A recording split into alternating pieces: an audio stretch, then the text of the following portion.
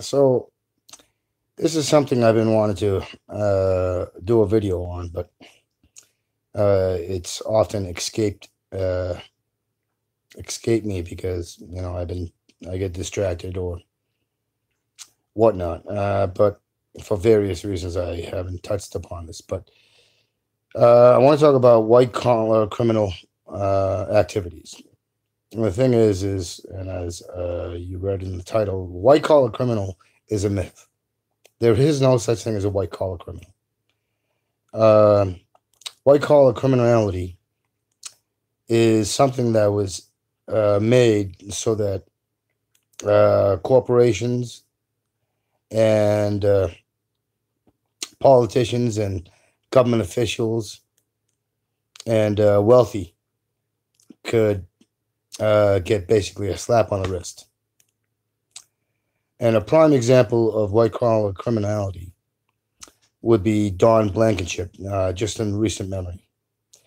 The man ran a company which knowingly, through his leadership as the owner of the company and the head of the company, would be harmful and detrimental to his employees.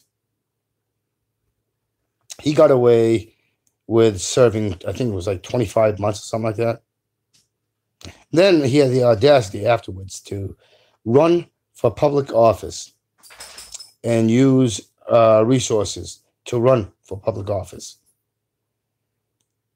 And the thing is that in the law books, it states quite clearly that if you have a felony record, you are not allowed to run for any office or any official status. And yet, this man could get away with doing that. And that's outrageous. So, but the myth about white collar criminality is that all these people actually do crimes in a massive scale, which affects millions to billions of people, as well as destruction of our ecosystem, our environment, our drinking water, our foods, our air, our the very things that we use, such as our cars, our televisions, our smartphones, and all sorts of other stuff, medicines, you name it. They do catastrophic damage on a level that would put the the the organized criminals that there are so many shows and movies about, that would put them to shame. That makes them look like absolute pansies and pussies. And the simple fact of the matter is that these white collar criminals who have standing, who have wealth to back them up, who have political labels or governmental official labels, they have caused more chaos and devastation than the worst of all psychopaths that talked about in Criminal Minds and all these other quote unquote crime shows. And something that occurred to me is like how they made that show White Collar, and they made it seem like it was tied into these thieves that steal paintings, high end paintings, or rob from other wealthy people, um, or do these little con jobs that affect a small number. But that's not the truth of it. The truth of it is that white collar is nothing more than a way to misrepresent, mislabel, and spin crimes that are just out. It is just evil. There's no other way to put it. You have John Bolton, who is Trump's national security. Guy is a war criminal, no doubts about it. And he's had political offices, government offices. But if he were to be tried, they would try him under white collar. Obama, Bush, Clinton, Cheney, Rumsfeld, Mnuchin, Tillerson. You have the Democrats who sit in Congress, who sit in Senate seats, and have that political label. Their policies have caused more suffering and deaths, have contributed to more violence than any dictator could possibly have even dreamt up.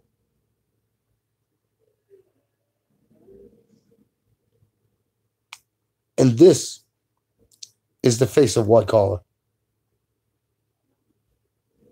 So the biggest criminals, the most evil, vindictive, and completely apathetic and utterly soulless, who have not a scintilla of any form of humanity, of humanitarian virtue. These are what white collar was brought in to be, to represent, so that they can get a slap on the wrist, or they can get away with it completely. There is no more biggest evil than those who are in politics or those that use religion, such as these televangelists. They are criminals, flat out criminals. They cause mass chaos, mass poverty, mass harm, both physical, mental, and spiritually, on a scale that is just monstrous. And yet, they get away with it, and if they were brought in, they would use white collar. There is no such thing as white collar.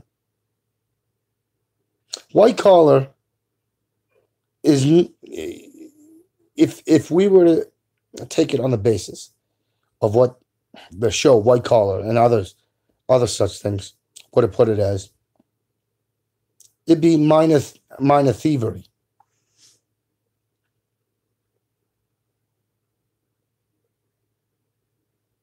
Yet we have people in jail for shoplifting a leather jacket, and they're spending 75 years.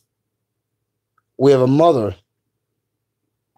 who's put into jail because and had her kids taken away because she was using the oil extract of marijuana to help her with her chronic. It's a chronic disease that affects the. I can't remember the name of it, but it affects it affects them in that the foods that they eat basically is treated as an invasion by the person's immune system. And she was taking this to help her, and she actually got off of welfare on top of that, and she started. She found a job, and she was doing her part, and paying her own way and taking care of her children. And she was had her kids taken away, and she faces 30 years. While the actual ones that allow for mass murder and rape and hate sit in political offices. They sit on boards of big corporations, and all of them unifyingly are making us all commodities, all one giant piggy bank. Never mind the human cost. Never mind the mental strain. Never mind the physical strain. Never mind the actual violence that is perpetrated because of their policies, because of their ideology, because of their words on the mainstream media, and even our independent media has similar narratives, similar things. But at least with some of our progressive, which is the root word is progress. Even our progressive independent media, at least with them, you get some scintilla of common sense, some scintilla of ethics, some scintilla of morality, and some genuine outrage and emotion, which is something we won't get with the criminals at Fox and MSNBC, CBS, ABC, NBC. You won't get that out of the New York Times. You won't get that out of Washington Post. You won't get that out of the National. You won't get that out of any of them.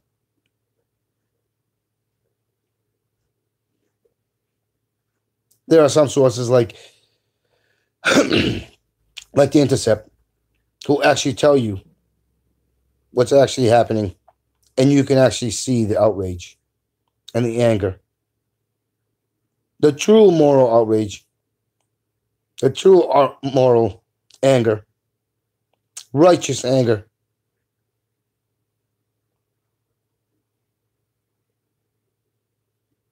You have people that are quote unquote the religious,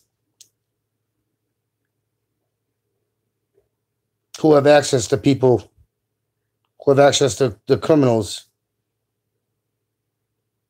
in high offices and in high places of influence in the media and in Washington, in our state houses, in our local governments,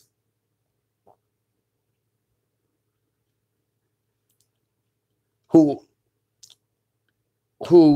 talk all continually pander their vile rhetoric, their evil, vile rhetoric. Well, the actual people who are actual religious, who actually are objective, who actually have morals and ethics and righteousness, they're not being heard, and their religion is being trashed. Look, I'm not a religious person. I was raised Catholic, but you know what? I think Christianity is vile. I think uh, I think all religions are vile. I don't care if you're a Buddhist. I don't care if you're a Hindu. I don't care if you're a Muslim. I don't care what you call yourself. Jewish. It's all vile. The people itself who attribute to these religions, the vast majority are not vile. They are not unethical. They are not immoral. But you have the elements, these small elements in there who are criminals, who are looking out for their own self-interest, regardless of the cost. They have the voice, and they are using that voice to permeate the minds, the spirits of billions, confusing those when working with governments to make sure that people stay as ignorant and stupid and dumb as possible. By taking away education, by taking away the ability to think critically and assess the situation of the realities. And these are the white criminals. But as I said, white criminality is a fable, a fantasy. It's a myth. It does not exist.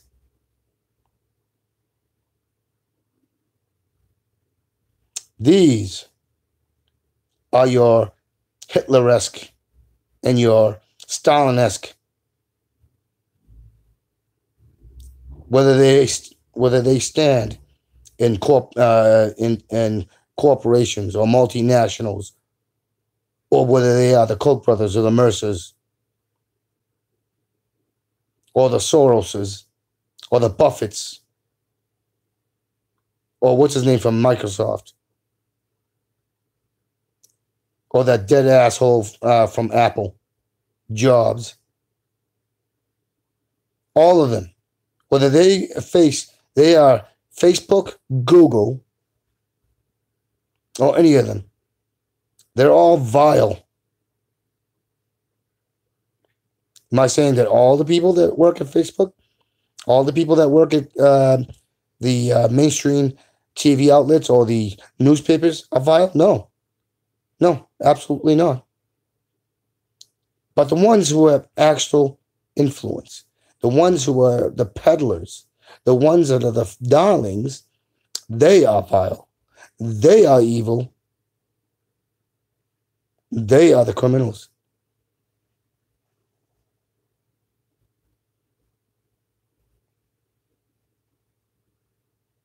The independent sources that talk some of the narrative, some of the rhetoric,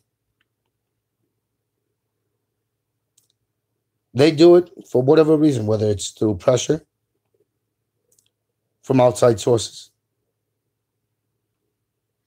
whether it's out of ignorance because they haven't thought about it well enough. Whatever the reason, that's just criminal negligence on their part. We need solutions and we need policies based on reality. We need equality based on reality, not partisanship,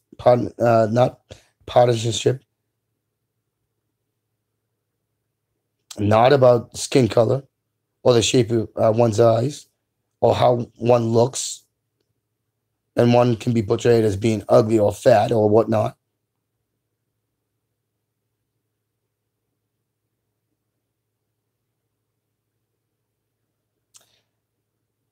This system, this criminal system called capitalism, is that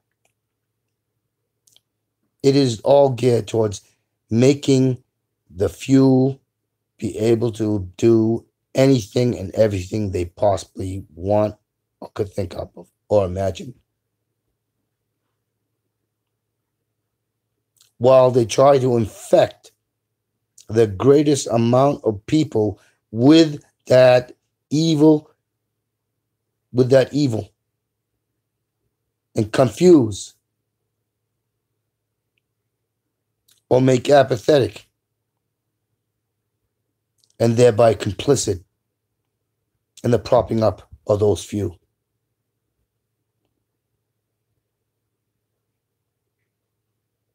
We need people who can have solutions. as well as policy that actually makes sense, that is rational, that is ethical, that is moral, that is encompassing, where equality should be an universal want and need, that it should be purpose that is driven.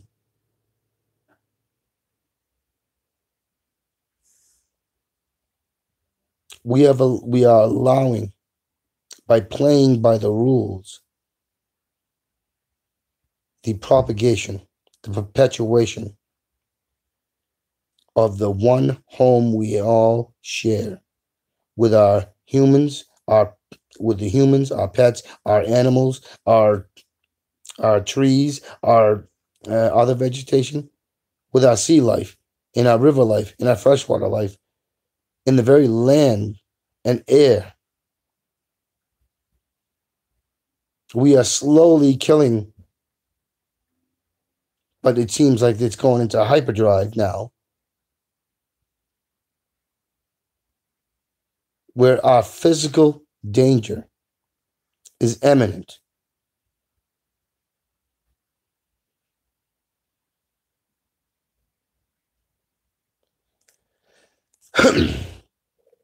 Let's stop playing by the rules, these arbitrary rules, these fake rules, these fake laws, and start getting ourselves towards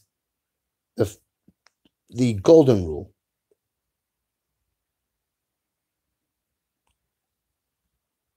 That is all encompassing. Let's start getting into a system where critical thinking and knowledge and education play the biggest role. Let's get into a system where community isn't just about those people that live near your home or in your town or in your county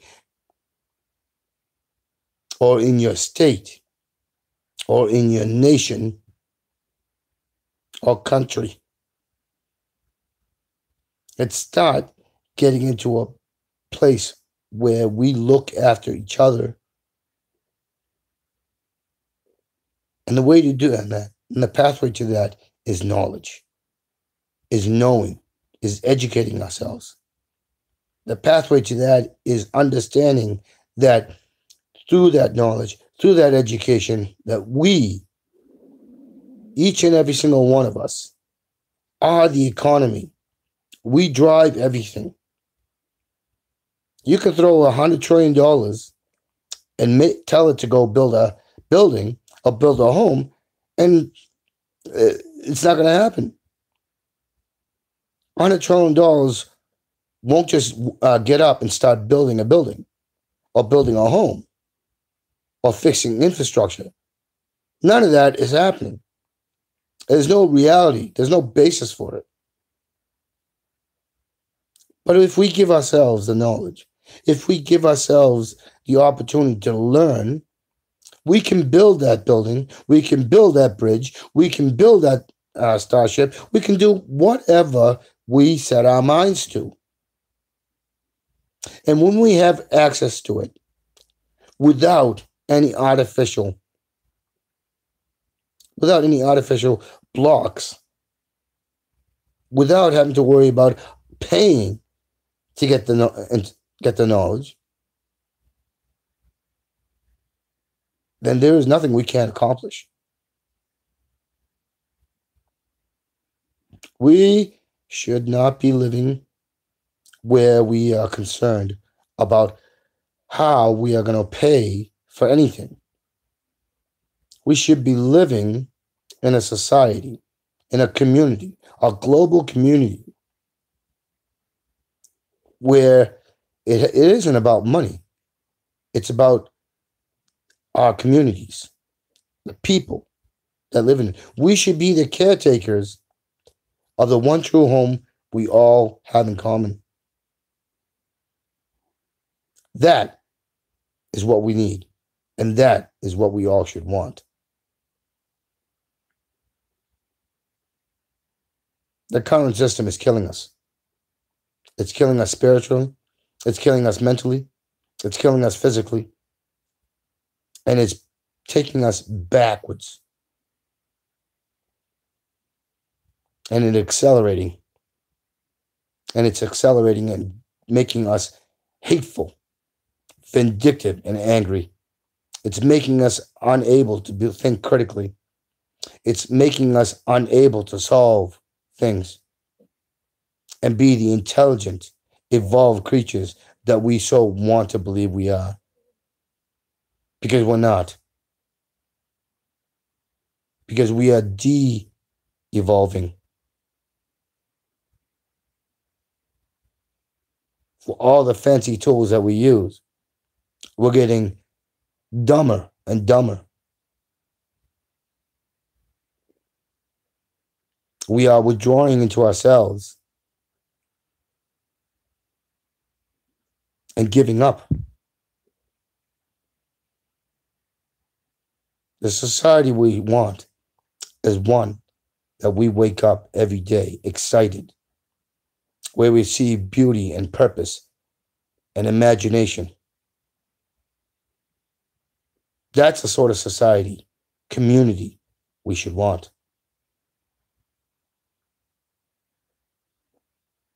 We should want the utopia. We should drive for that utopia.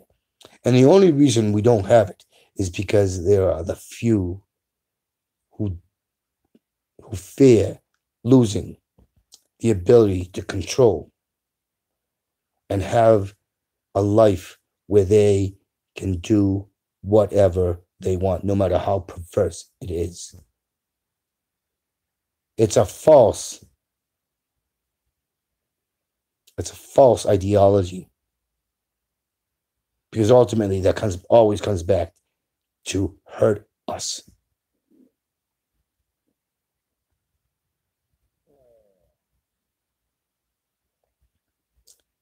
That's all I have to say right now. Thank you for listening.